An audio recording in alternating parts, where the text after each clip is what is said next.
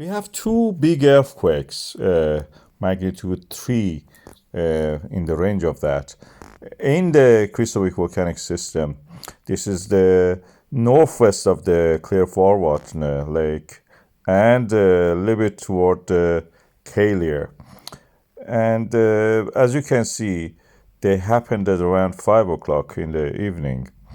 The location is marked by this green star. They are bigger earthquakes. And as you can see here, just recent, they're just happened now. When we look at the depth model based on this data, this is what we will see. At the depth of 5 to 6 kilometers, we are seeing these earthquakes, large bubbles. You can see large circles of blue. These are the close to the Clearforward lake.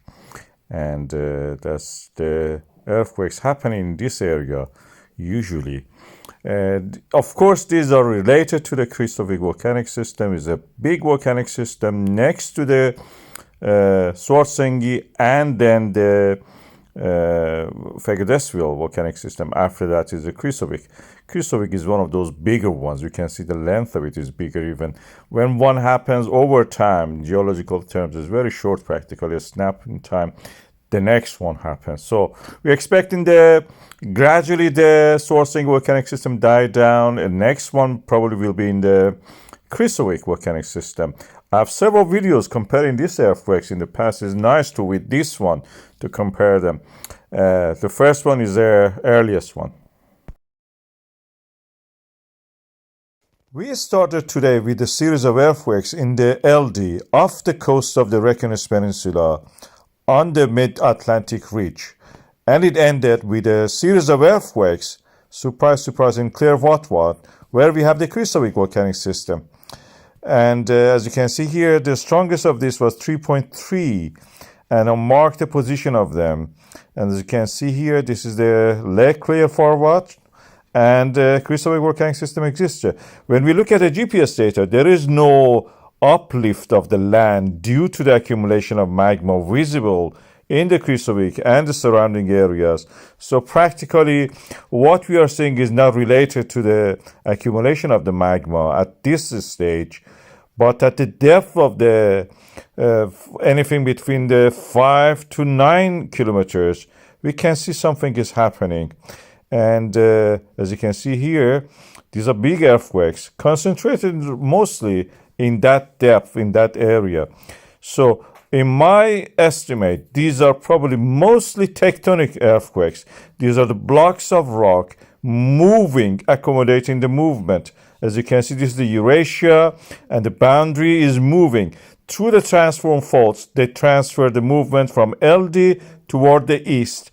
And Clearforward is on the way of this transfer of the movement. Blocks of rock are mentioned at very depth. They may be connected or melted almost to join the lower part of the crust. But at the depth that we are seeing these earthquakes, these are just tectonic. These are the blocks of rocks moving like a domino, trying to accommodate the movement. We are having a cluster of the earthquakes in the vicinity of the Krýsuvík volcanic system.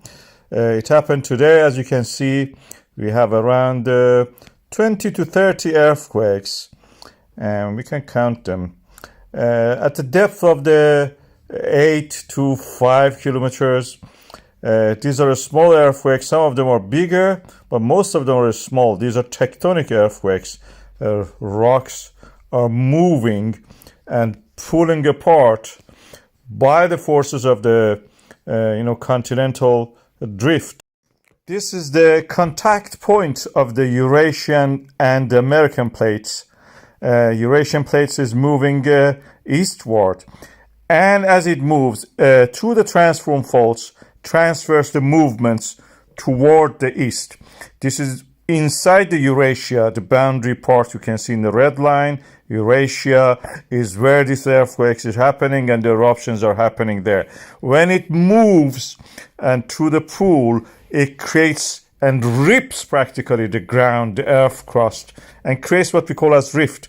This rift you see there is the location of these eruptions, and over time, as this rift moves and ripping moves from one point to next one, eruptions happens in sequence from the first to the second and the third. These are the volcanic systems in that area.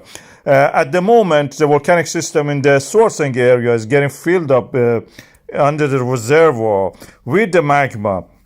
It will fill up as much as it can erupt. When it drains and it cannot erupt anymore, because every time it needs more pressure, more magma actually to build up to create the same level of eruption.